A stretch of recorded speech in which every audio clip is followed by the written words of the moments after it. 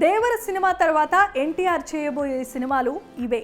RRR cinema తర్వాత టాలీవుడ్ అగ్ర hero NTR నటించిన ఏ చిత్రం ఇప్పటి వరకు విడుదలే కాలేదు. ప్రస్తుతం ఈ నందమూరి వారసుడు కొరటాల శివ దర్శకత్వంలో దేవర చిత్రంలో నటిస్తున్నాడు. ఎన్టీఆర్ ఆర్ట్స్ పతాకంపై నందమూరి కళ్యాణరామ్ ఈ చిత్రాన్ని నిర్మిస్తున్నాడు. జాహ్నవి కపూర్ కథానాయికగా నటిస్తోంది. ఈమెకు తెలుగులో ఇదే తొలి చిత్రం. సెప్టెంబర్ 27న ఈ చిత్రం ప్రేక్షకుల ముందుకు రాబోతోంది.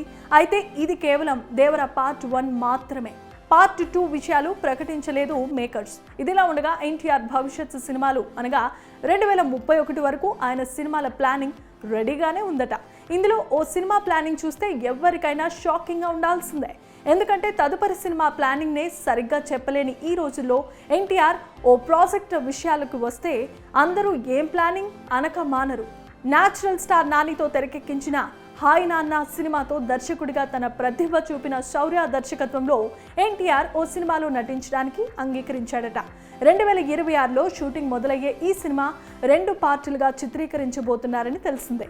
ఇందులో మొదటి పార్ట్ను 2028లో విడుదల చేసి 2031లో రెండో పార్ట్ను విడుదల చేసేందుకు సన్నాహాలు చేస్తున్నారు.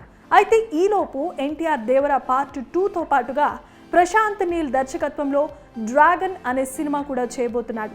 ఈ 2 సినిమాల తర్వాత శౌర్య సినిమా సెట్స్ మీదకు వెళ్లే అవకాశం కనిపిస్తోంది. అయితే ఇది ప్రస్తుతానికి ఎన్టీఆర్ 2031 వరకు సినిమాల షెడ్యూల్.